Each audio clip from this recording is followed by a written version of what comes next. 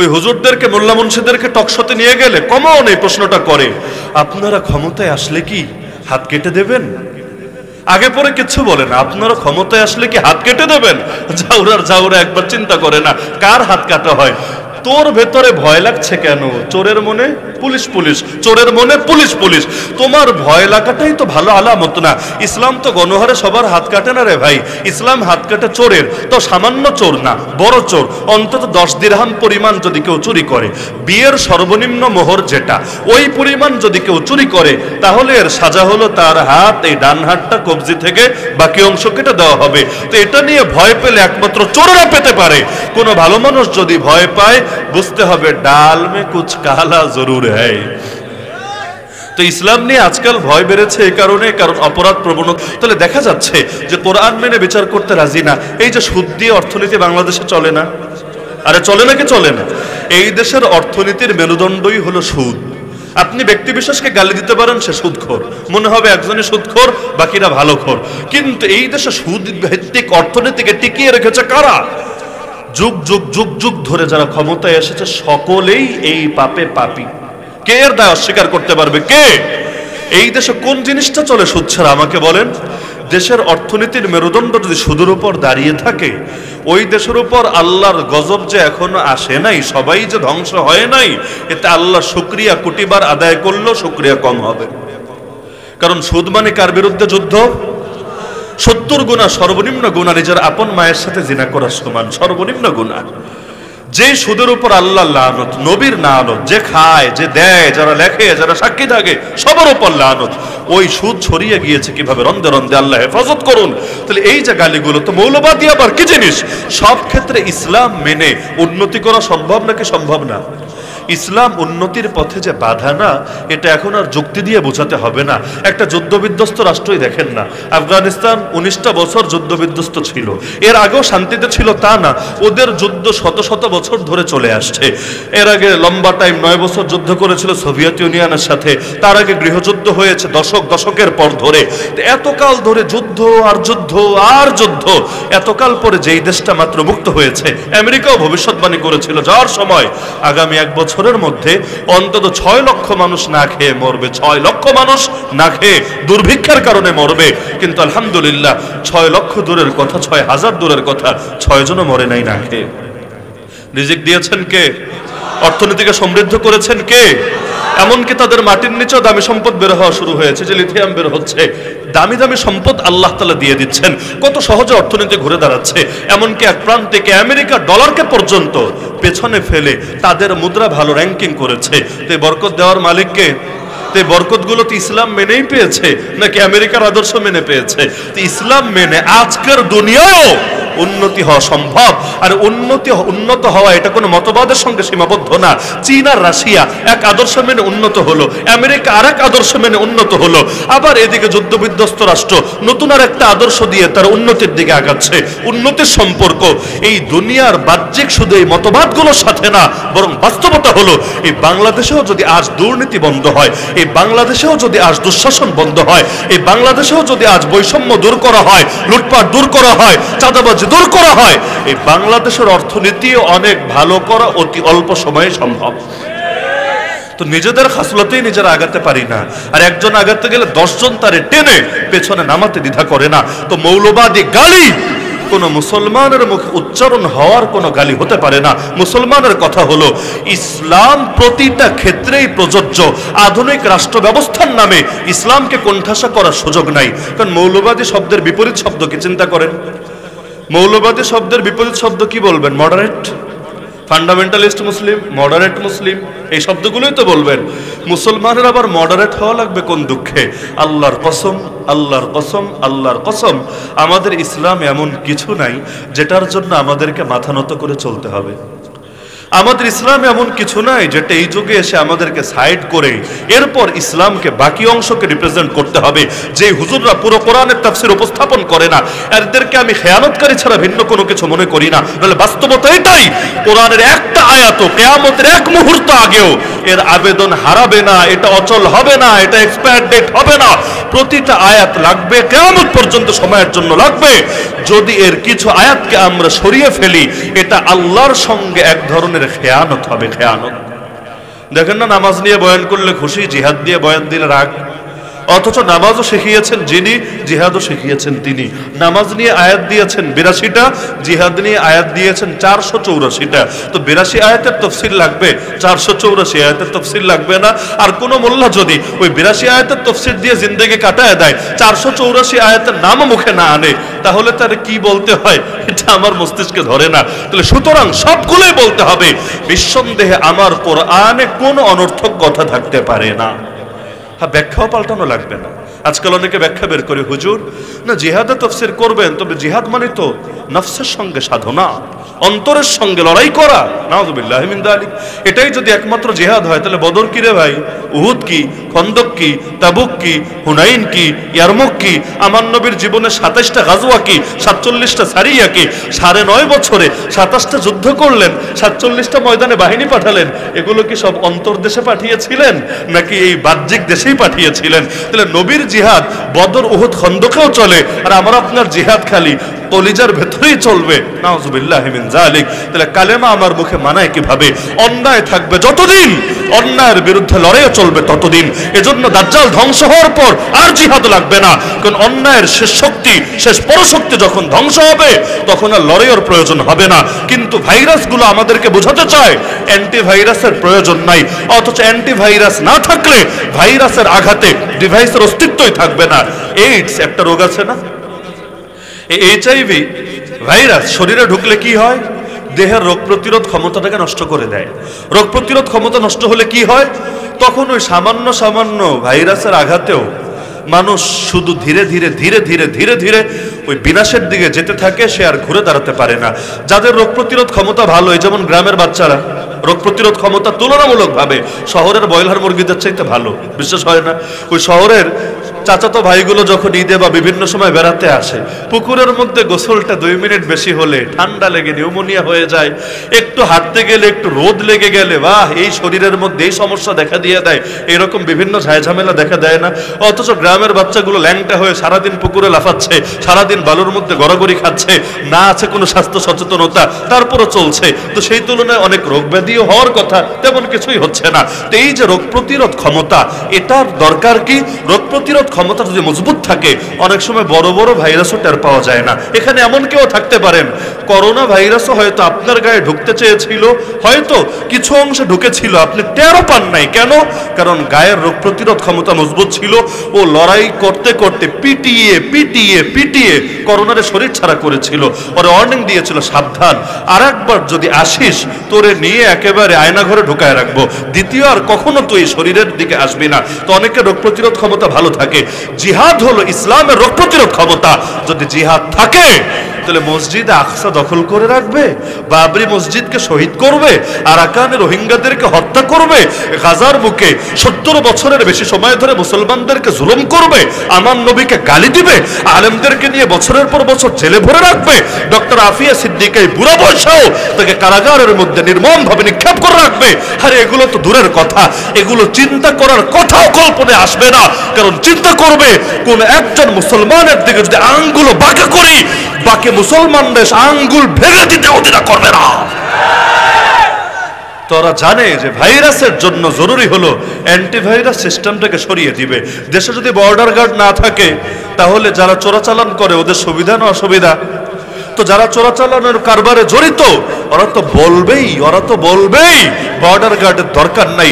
কিন্তু দেশের মানুষ কিভাবে বলতে পারে বর্ডার গার্ডের দরকার নাই? তো জিহাদ হলো ইসলামের অ্যান্টিভাইরাস, জিহাদ হলো ইসলামের রোগ প্রতিরোধ ক্ষমতা।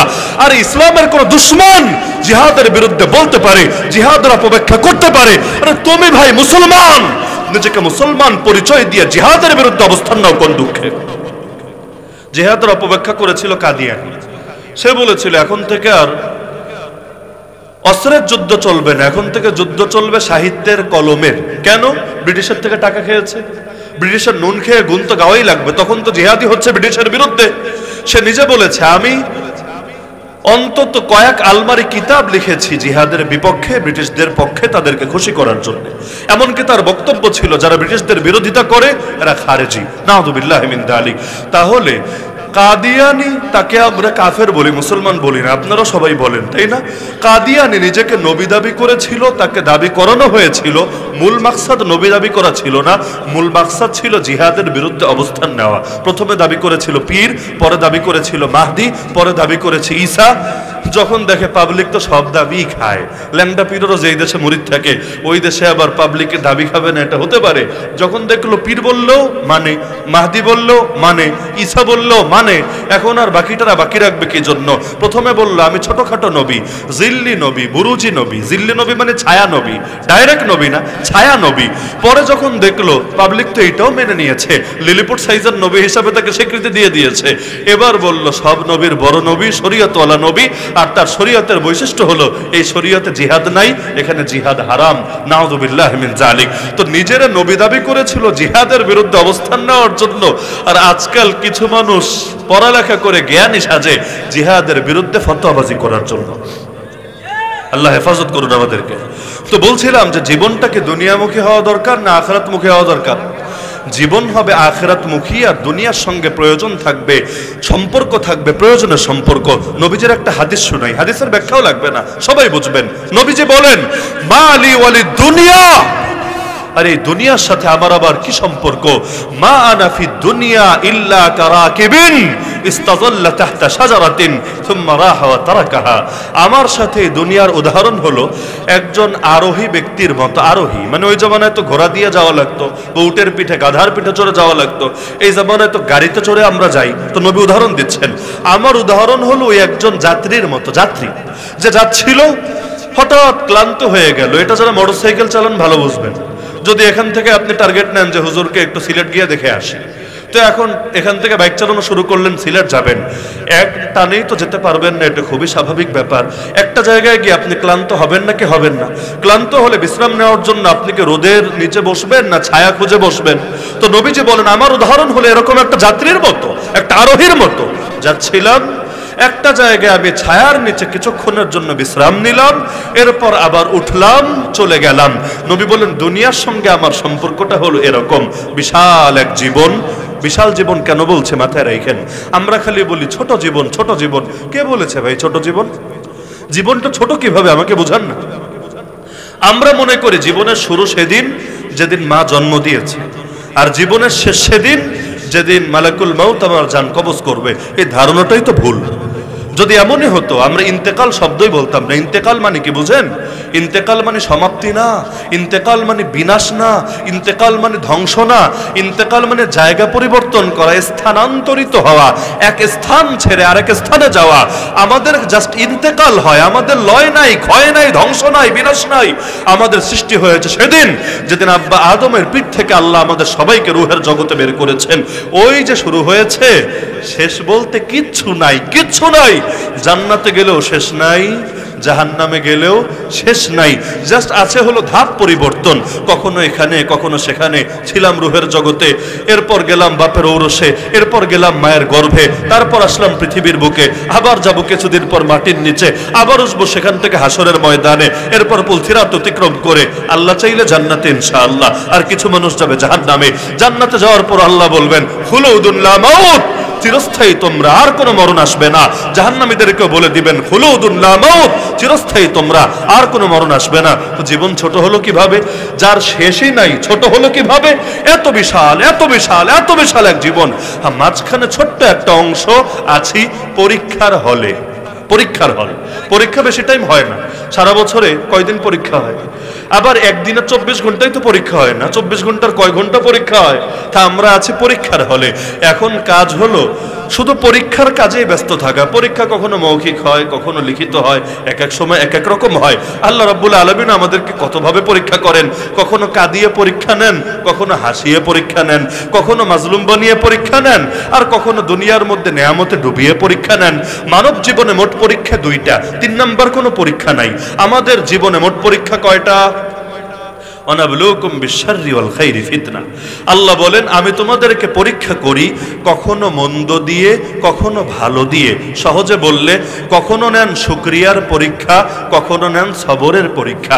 কখনো দিয়ে দেখেন শুকরিয়া আদায় করে কিনা, কখনো না দিয়ে দেখেন বান্দা সবর করে কিনা। এজন্য নবী বলেন দেখ দেখ মুমিনের কপাল কত ভালো, মুমিনের উপর যদি নেয়ামত আসে শুকরিয়া আদায় করে এটা তার জন্য কল্যাণকর হয়। আর যদি মুমিনের উপর কোনো মুসিবত আসে সে সবর করে এটাও তার জন্য কল্যাণকর হয়। তাহলে মুমিনের লস বলতে কোনো কিছুই নাই, মুমিনের জন্য পুরোটাই লাভ। তো মানব জীবনে দুই রকম পরীক্ষা, এক হলো শুকরিয়ার পরীক্ষা আর আরেক হলো সবরের পরীক্ষা। তা আল্লাহর রাসূল যেটা বুঝালেন এই দুনিয়া কি দিল লাগানোর জিনিস নাকি দুনিয়া জাস্ট প্রয়োজনের জিনিস। ওই যে বাচ্চারা যেমন খেলে না বিকালবেলা গিয়ে মাটি দিয়ে ঘরবাড়ি বানায়, খুব সিরিয়াস থাকে। যদি এক বাচ্চা আর এক বাচ্চাটায় হাত দেয় পারলে ওরে মানে জানে মেরে ফেলবে, অথচ এটার কোনো দাম নাই। ওই বিকালবেলা খেলা শেষে নিজেই হয়তো পা দিয়ে পিষে শেষ করে চলে যাবে, কিন্তু খেলার টাইমে বড় সিরিয়াস। যেমন ঘুমের মধ্যে স্বপ্নে আমরা কত সিরিয়াস, মাশাআল্লাহ। স্বপ্নের মধ্যে তো মনে হয় এটাই জগৎ। এমনকি স্বপ্নে যদি এমন হয় খাবার রেডি, দস্তরখানেও বসেছেন, খালি মুখে তুলবেন এর মধ্যে ঘুমটা ভেঙে গেছে। দেখবেন ঘুম ভাঙার পর আফসোস লাগে, বেটা ঘুম ভাঙবি একটু পরে ভাঙতি, কাজটা আমার শেষ হতো, একটুর জন্য আটকে গেল, ডাউনলোড ফেল্ড হয়ে গেল লাস্ট টাইমে এসে, এটা তো আফসোসের বিষয়, হয় না অনেক সময়? তো আমাদের হালও তেমন, আমরা গোটা দুনিয়ার সামান্য বিষয় নিয়ে সিরিয়াস। আরে গোটা দুনিয়াটাই তো কিচ্ছু না, আল্লাহর কাছে একটা মশার দানার সমান না। সেখানে এই দুনিয়ার মধ্যে পানি তো বেশি, স্থল এমনিই কম। সেই স্থলের মধ্যে কত বড় দুনিয়া। বাংলাদেশ ছোট্ট একটা দেশ, এই ছোট্ট একটা দেশের মধ্যে আমার বিভাগটা আরো ছোট, ওই বিভাগের মধ্যে আমার জেলাটা আরো ছোট, ওই জেলার মধ্যে আমার থানাটা আরো ছোট, থানার মধ্যে ইউনিয়ন আরো ছোট, ইউনিয়নের মধ্যে গ্রাম আরো ছোট, ওই গ্রামের মধ্যে আমার ঘরটাও কত ছোট, অথচ এক আইল নিয়ে মারপিট কইরেই খুনাখুনি হয়ে যায়। আল্লাহর দুনিয়াতেই যেখানে মশার দানা সমান না, আর সেখানে সামান্য বিষয় নিয়ে চায়ের বিল নিয়ে মারপিট করেও খুনোখুনি হয়ে যায়। কি হয় না বাংলাদেশে? বিশেষ করে এই যে কুমিল্লার কিছু এলাকা, ব্রাহ্মণবাড়িয়ার কিছু এলাকায়, আল্লাহ হেফাজত করুক, মাঝে মাঝে এমন তুচ্ছ বিষয় নিয়ে ঝগড়া হয় যেগুলো আমরা পত্রপত্রিকায় দেখি। আমার শুধু বারবার মাথায় এটা আসে, সুবহানাল্লাহ, এই সাহসী জাতির চেতনাটা যদি খালি অন্যদিকে ঘুরায় দেওয়া যেত, যে এখন দুনিয়ার সামান্য বিষয় নিয়ে মারামারি খুনোখুনি হচ্ছে, এই সেন্সিটিভ হওয়াটা যদি খালি দ্বীনের ব্যাপারে হতে পারত, তাহলে এই জাতির দ্বারাই এতদিনে বাংলাদেশটা একটা ইসলামের রাষ্ট্রে পরিণত হতে পারত। কিন্তু না, দ্বীনের লাইনে অত সিরিয়াস হতে রেডি না, অত সেন্সিটিভ হতে রাজি না। তো দুনিয়ার তুচ্ছ বিষয় নিয়ে মায়ের পেট খুনোখুনি করতে পর্যন্ত রাজি। এমনকি এখন তো এমন এক জামানা এসেছে, আল্লাহ মাফ করুক, এই যে গত মনে হয় 1 মাসে খুঁজলেও পত্রিকায় কয়েকটা রিপোর্ট পাওয়া যাবে, সন্তান নিজের মাকে বা বাবাকে মেরে ফেলেছে। কেন? তুচ্ছ কারণ, হয়তো বাপের কাছে বাইক চেয়েছে, বাইক আজকালকার ছেলেদের যেটা কমন চাহিদা, দেয় নাই, রাগ উঠেছে, মেরে ফেলেছে। মায়ের কাছে একটা চেয়েছে, দেয় নাই, মেরে ফেলেছে। কেউ আবার ভিন্ন নাটক সাজানোর চেষ্টা করেছে। কত হাবিজাবি কাজ হচ্ছে। আর মাদক তো কতজনেরকে শেষ করে দিচ্ছে।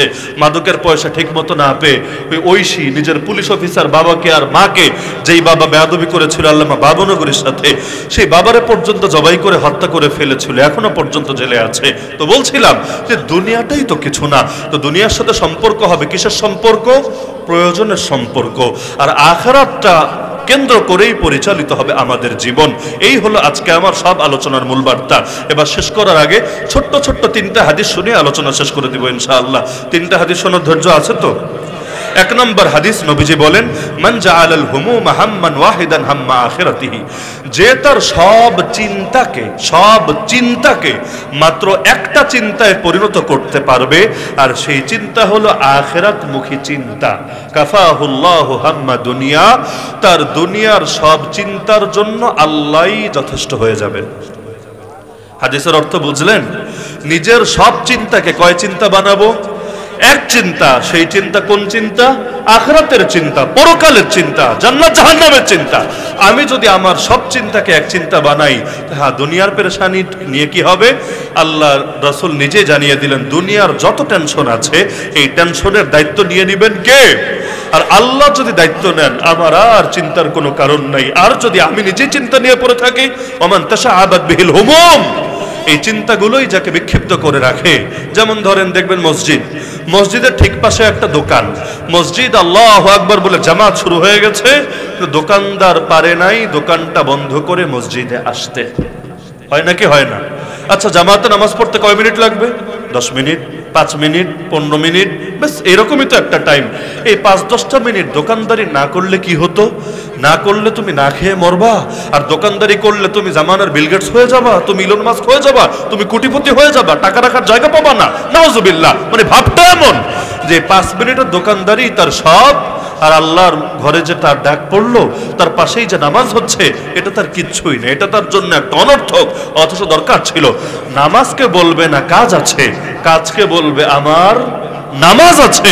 তো নবীজি বলেন যে টেনশন, এই দুনিয়ার টেনশন নিয়ে যে ব্যস্ত থাকবে, লাম ইউবালিল্লাহু ফি আইয়ি আউদিয়াতিহা হালাকা, আল্লাহ এর কোনোই পরোয়া করবেন না সে কোথায় গিয়ে মরলো, কেমনে তার পতন হলো, কেমনে তার ধ্বংস হলো, মানে আল্লাহ তার কোনো দায়িত্বই নিবেন না।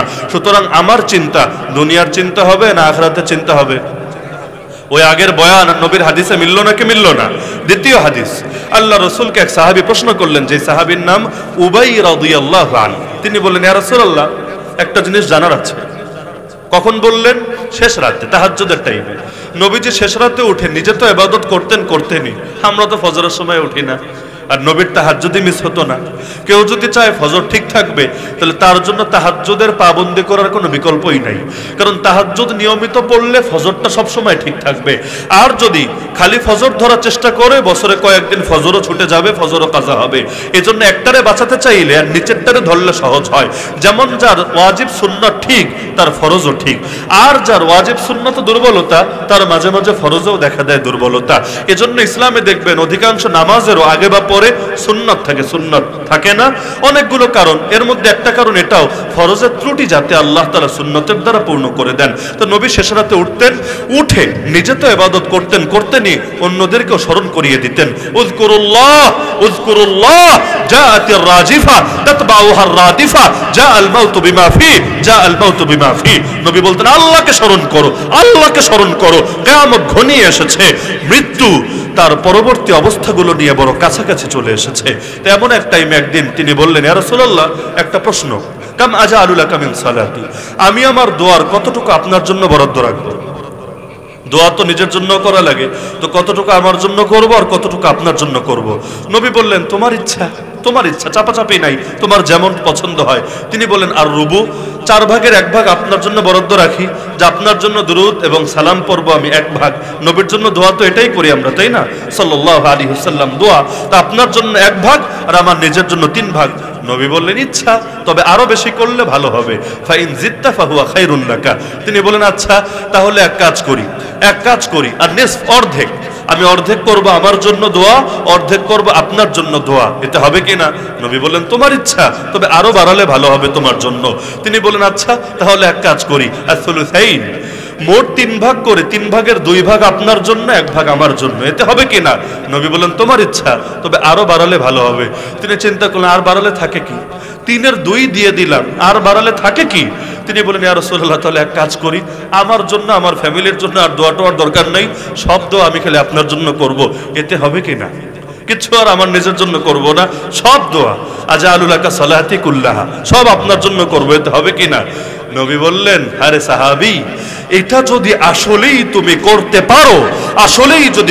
পারো, ইদান তুকফা হাম্মাকা ওয়া ইগফারু লাকা যামবুকা, তোমার সব দুশ্চিন্তার জন্য আল্লাহই যথেষ্ট হয়ে যাবেন এবং তোমার সব পাপকে তিনি মাফ করে দিবেন। মানে নিজের জন্য দোয়া করলে আর কয়টাই করব? দোয়া করতে গেলে তো মনেও থাকে না, 100টা প্রয়োজন 10টাও মাথায় ঠিকভাবে আসে না, এটাই বাস্তবতা। কিন্তু আল্লাহ যদি সব প্রয়োজনের দায়িত্ব নিয়ে নেন, যে মনে আসুক না আসুক, আমি দোয়া করব নবীর জন্য, আর আল্লাহ আমার পেরেশানের দায়িত্ব নিয়ে নিবে। শুধু তাই না, আমার সব পাপও মাফ করে দিবে।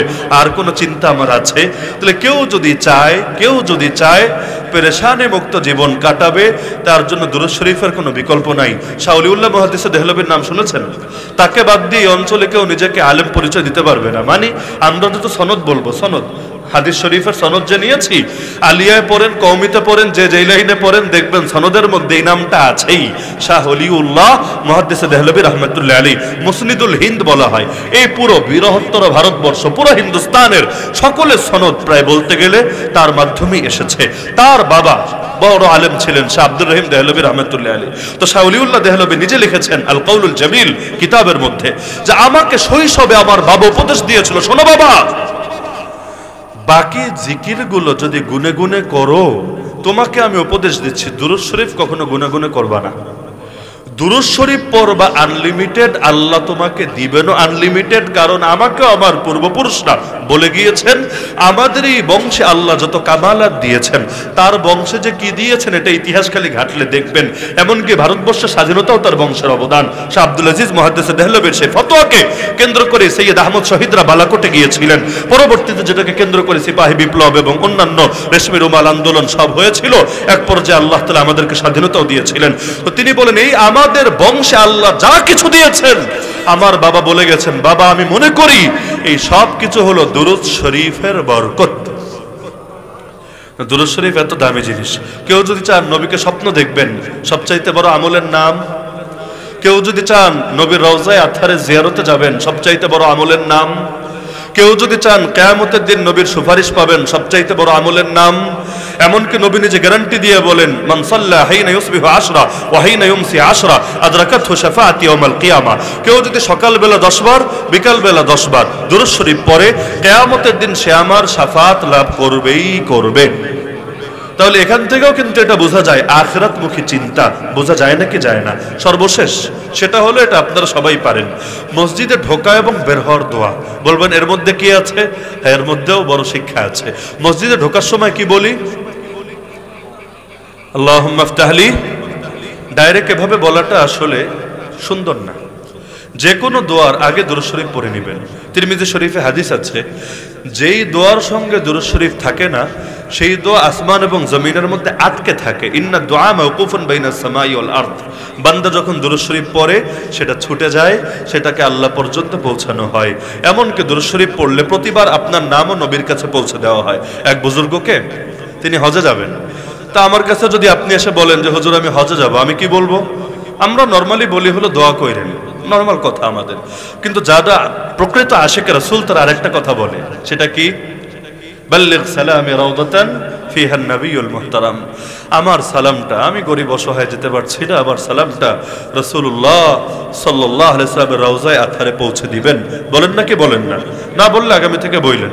তো এখন তাকেও তার এক মুরিদ এসে বলছে, হযরত আমার সালামটা রাসূলুল্লাহ সাল্লাল্লাহু আলাইহি ওয়াসাল্লামের রওজায়ে আতহারে পৌঁছে দেবেন। তিনি বললেন, শোনো, আমি দায়িত্ব নিচ্ছি, আল্লাহ আমাকে হায়াতে রাখলে, আমাকে পৌঁছালে আমি তোমার সালাম পৌঁছাবো। তবে আমি তোমাকে এমন একটা পরামর্শ দিতে চাই যেটা এর চাইতেও বেশি এফেক্টিভ।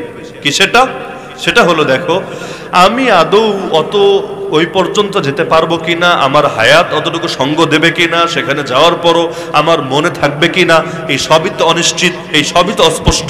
কিন্তু আমি তোমাকে এমন মাধ্যম বলবো যেটা একদম স্পষ্ট, একদম সুনিশ্চিত। সেটা হলো, নবীজি বলে গিয়েছেন, ইন্না লিল্লাহি মালাইকাতান সাইয়াহিনা ফিল আরদ ইউবাল্লিগুনি মিন উম্মতি আসসালাম।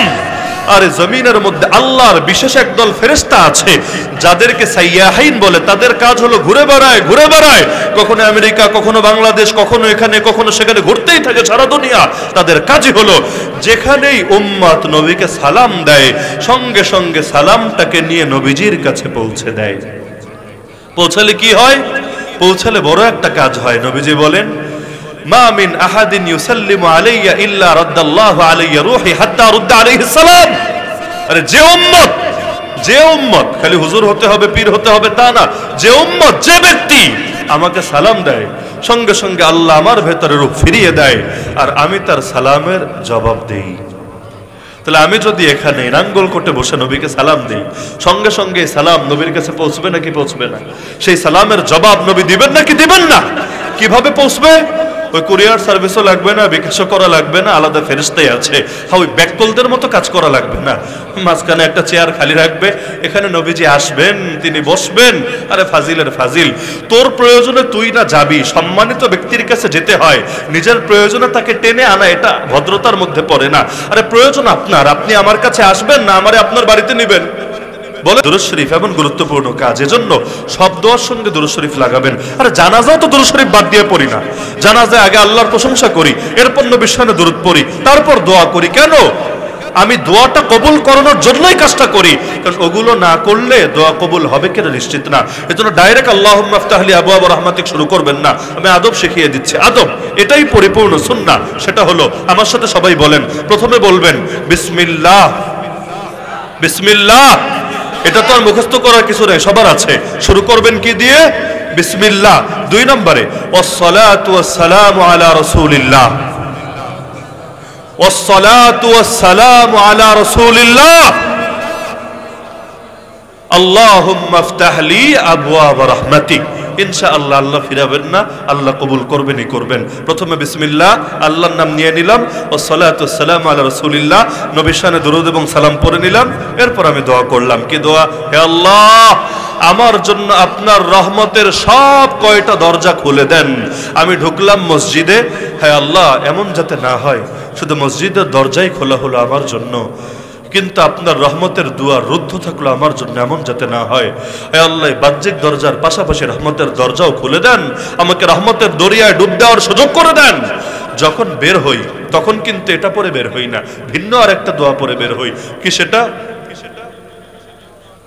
এখানেও আগে আদব সেটাই থাকবে, বিসমিল্লাহ ওয়াসসালাতু ওয়াসসালামু আলা রাসূলিল্লাহ।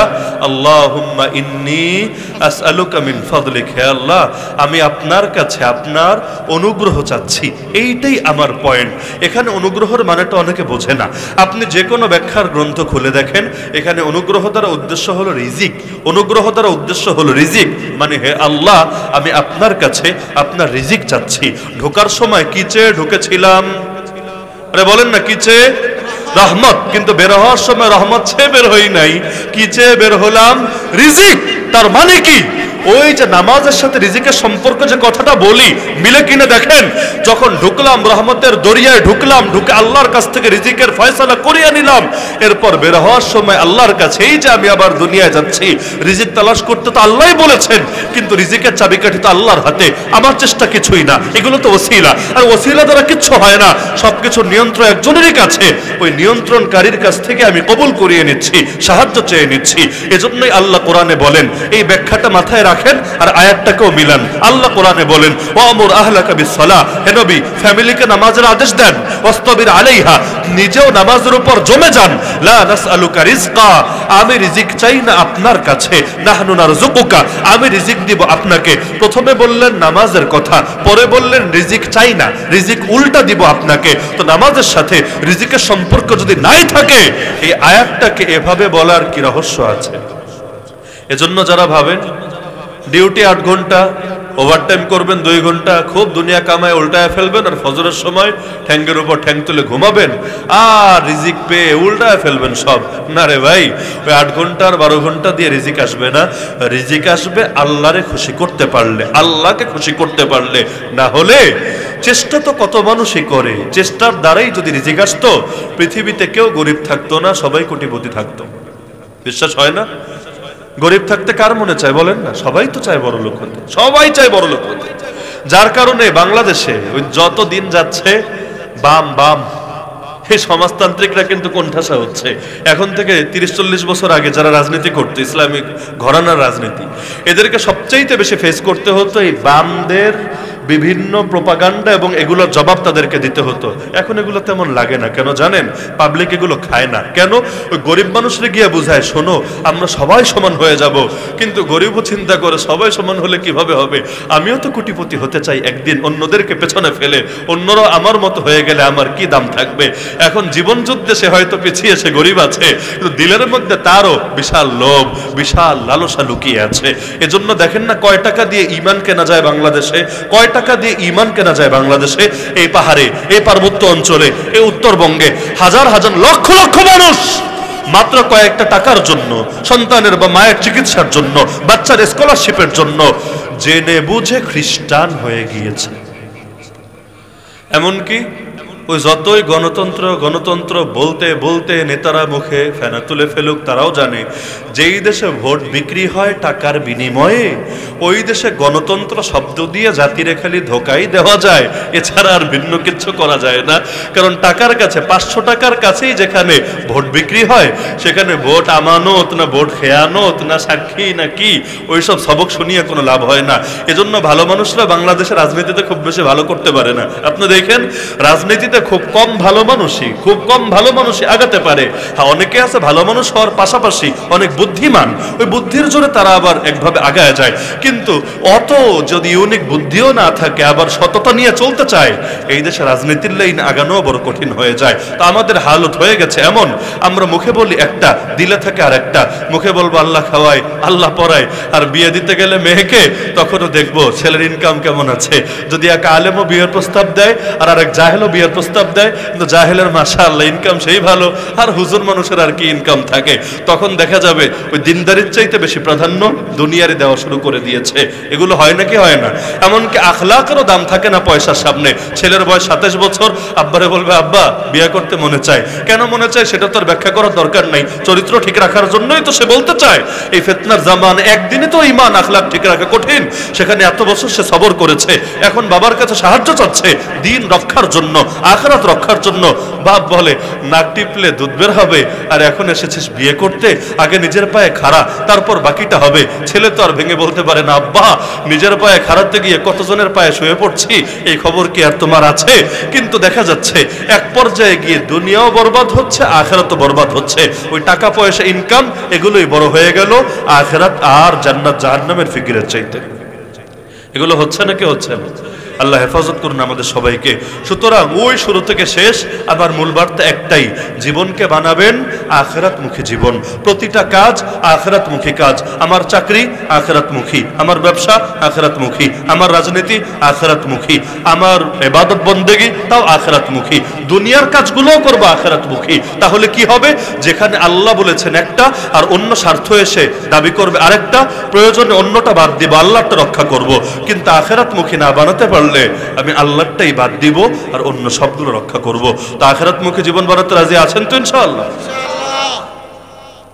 তবে একটা সংশয় দূর করে দিই, কেউ ভয় পেতে পারেন, আশা করি পাবেন না আপনারা, তো বলে দিই। কেউ ভাববে হুজুর আখিরাতমুখী জীবন যদি বানাতে চাই তাহলে দুনিয়া একটু পিছায়া যাব না? আল্লাহর কসম একটুও পিছাবেন না, কারণ আপনার জন্ম হওয়ার আগে রিজিকের ফয়সালা হয়ে আছে।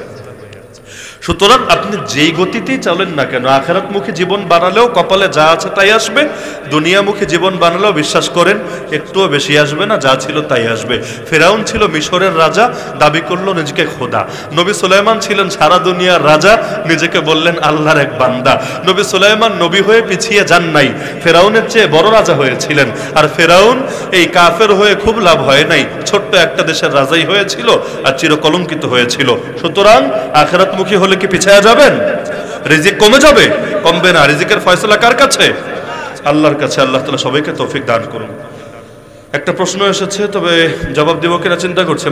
10টার পরে বৃষ্টি হওয়ার আশঙ্কা আছে, এজন্য শুরুতেও বলেছিলাম। কিন্তু আলহামদুলিল্লাহ ওই যে শুরুতে আমরা দোয়া করে নিয়েছিলাম না যে আল্লাহ যাতে শেষ পর্যন্ত যাওয়ার তৌফিক দান করে, আল্লাহ দোয়া কবুল করেছেন কিনা? আলহামদুলিল্লাহ আলহামদুলিল্লাহ আলহামদুলিল্লাহ, আল্লাহ শুকরিয়া। আল্লাহ সুন্দরভাবে মাহফিলটা শেষ পর্যন্ত আনার তৌফিক দান করলেন। শেষ করি, যেহেতু প্রশ্ন একটা করেছে, না হলে আবার বলবে প্রশ্ন করলাম জবাব দিল না। আচ্ছা, আল্লাহ তার রাসূল সাল্লাল্লাহু আলাইহি ওয়াসাল্লামকে অনুসরণ করা আমাদের জন্য ফরজ। হ্যাঁ, অবশ্যই ফরজ। রাসূলুল্লাহ সাল্লাল্লাহু আলাইহি ওয়াসাল্লাম দাওয়া ও জিহাদের মাধ্যমে শরিয়া প্রতিষ্ঠা করেছেন। তাহলে আজকের যুগে পশ্চিমাদের তৈরি গণতন্ত্রের মাধ্যমে কি প্রকৃত ইসলাম প্রতিষ্ঠিত হতে পারে? অনুগ্রহ করে কোরআন ও হাদিসের আলোকে ব্যাখ্যা করেন। পুরো আলোচনার মধ্যে আশা করি মৌলিক কনসেপ্ট ক্লিয়ার হয়ে যাওয়ার কথা। হ্যাঁ, একটা বিষয় ক্লিয়ার করি, আল্লাহর রাসূল সাল্লাল্লাহু আলাইহি ওয়াসাল্লাম দাওয়া এবং জিহাদের মাধ্যমে শরিয়া প্রতিষ্ঠা করেছেন, কথাটা মনে হয় এরকম না, এটা একটু ভুল হয়ে যায়। সহিটা হবে আল্লাহর রাসূল দাওয়ার মাধ্যমে, বিপ্লবের মাধ্যমে শরিয়া প্রতিষ্ঠা করেছেন এবং জিহাদের মাধ্যমে বিস্তৃত করেছেন। কারণ মদিনায় তো সর্বপ্রথম শরিয়া প্রতিষ্ঠা হয়ে গেছে।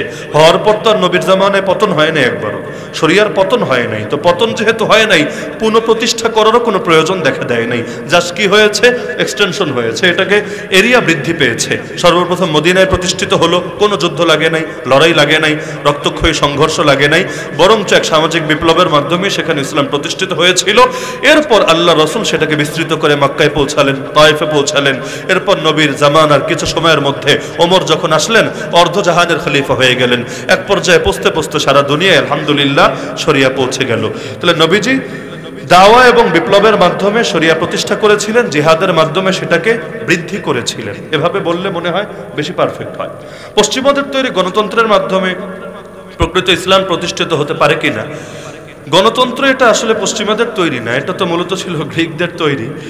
সেখান থেকে আস্তে আস্তে এখন তো সবাই আমরা আব্রাহাম লিঙ্কনকে গণতন্ত্রের ফাদার বানিয়ে দিয়েছি। এটা একটা মূর্খতা। আব্রাহাম লিঙ্কন তো আমেরিকা 16তম প্রেসিডেন্ট ছিল। তার আগের 15 জন কিভাবে নির্বাচিত হয়েছিল? তো সেই সময় গণতন্ত্র ছিল নাকি ছিল না? একটু বই পড়ে দেখেন না। আব্রাহাম লিঙ্কন একটা সংজ্ঞা দিয়েছিল, সংজ্ঞা। গণতন্ত্রের বহু সংজ্ঞা, বহু পরিচয় দুনিয়ায় প্রচলিত আছে। এর মধ্যে এখন সবাই যেটা কমন ভাবে জানে, we for the people, by the people, of the people, এই সংজ্ঞাটা আব্রাহাম লিঙ্কন দিয়েছিল। তো সংজ্ঞা দিলেই আব্বা হয়ে যায় না, সংজ্ঞা ভাই অনেকেই দিতে পারে। আব্বা ওর অনেক আগেই অতিবাহিত হয়েছে, এমনকি আধুনিক গণতন্ত্রের জনকও তাকে বলা হয় না। এটা একটা ভুল থিওরি। তবে বাংলাদেশে ভুলটাই তো ভালো চলে, এজন্য সবাই আব্রাহাম লিঙ্কনরা আব্বা ডাকতে রাজি হয়ে গেছে। কিন্তু আসলে পশ্চিমা গণতন্ত্রের আব্বা আব্রাহাম লিঙ্কন না, তারও অনেক আগ থেকে চলছে। তার জীবনের অনবদ্য একটা কাজ ছিল সংজ্ঞা আবিষ্কার, আর আরেকটা কাজ ছিল সে দাসদেরকে মুক্ত করেছিল। নিজের দেশের জনগণের একাংশের বিরুদ্ধে যুদ্ধ করেছিল, কারণ আমেরিকায় দাসপ্রথা ছিল। সে দাসপ্রথাকে বিলুপ্ত করেছিল তার নাগরিকদের সঙ্গে যুদ্ধ করে। তো যাই হোক, কিন্তু সব কথার মূল কথা এটা, গণতন্ত্র এটা মুসলমানরা আবিষ্কার করে নাই, কাফেররাই আবিষ্কার করেছিল। আর কাফেররা যেটা আবিষ্কার করেছিল নিজেদের স্বার্থের জন্যই করেছিল। ওরা নিজেদের স্বার্থের জন্য যেটা করেছিল, এটাতে ইসলামের খুব বেশি কল্যাণ যে থাকবে না, এটা সকলেই বোঝে। তাহলে ইসলাম প্রতিষ্ঠিত হবে কিভাবে? ইসলাম প্রতিষ্ঠিত হবে হার জামানায়, সেটা বিপ্লবের মাধ্যমে। সেটা যে প্রকারের বিপ্লবী হোক, সশস্ত্র বিপ্লব আর নিরস্ত্র বিপ্লব, যে প্রকারের বিপ্লবী হোক। যেমন আল্লাহ নবী মদিনায় প্রতিষ্ঠিত করেছিলেন, সেখানে বিপ্লব লেগেছিল কিন্তু সশস্ত্র বিপ্লব লাগে নাই।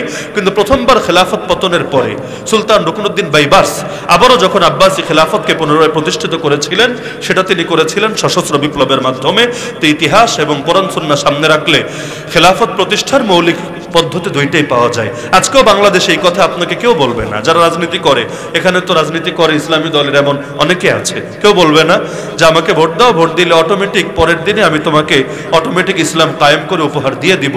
বরং সকলে বলবে আমাদেরকে একটা লম্বা পথ পাড়ি দিতে হবে। সেটা কি? গণবিপ্লব, গণ আন্দোলন। এজন্য গণ আন্দোলন, গণবিপ্লব শব্দটাকে আমরা আমাদের স্লোগানরা অন্তর্ভুক্ত বানিয়েছি। গণ আন্দোলন কেন? কারণ জাতিকে যদি ব্যাপকভাবে জাগাতে না পারেন, মাছ চলতে গেলে পানি লাগে, লাগে না? ডাঙ্গায় তো মাছ চলে না।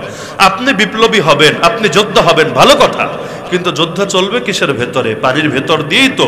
জনসমর্থন ছাড়া কোনো দেশে কখনোই কোনো আদর্শের পক্ষে বিপ্লব হয় না, হওয়া সম্ভব না। আল্লাহ নবী মদিনায় যে বিপ্লব ঘটিয়েছিলেন, এমন একটা ঘরও ছিল না যেই ঘরে নবীর পক্ষের বিপ্লবী সেনা তৈরি হয়ে যায় নাই। নবীজি হিজরত করার আগেই আমরাও, আমাদের সবচাইতে বড় মিশন এটা। আজকে যদি বাংলাদেশে প্রতিটা ঘরে না হলেও অন্তত এই পরিমাণ মানুষ তৈরি থাকতো যারা এই দেশে ইসলামের পক্ষে বিপ্লব করতে রাজি আছে, তাহলে এই প্রচলিত ধারার নষ্ট ভ্রষ্ট রাজনীতির পেছনে ছুটে সময় ব্যয় করা লাগতো না। বরঞ্চ অতি সহজেই নবীজি যেভাবে মদিনার বুকে ইসলাম কি শরিয়া প্রতিষ্ঠা করেছিলেন, সেভাবে এখানেও প্রতিষ্ঠা করা যেত। এবং এর উপর আপত্তি করার সুযোগও কারো ছিল না।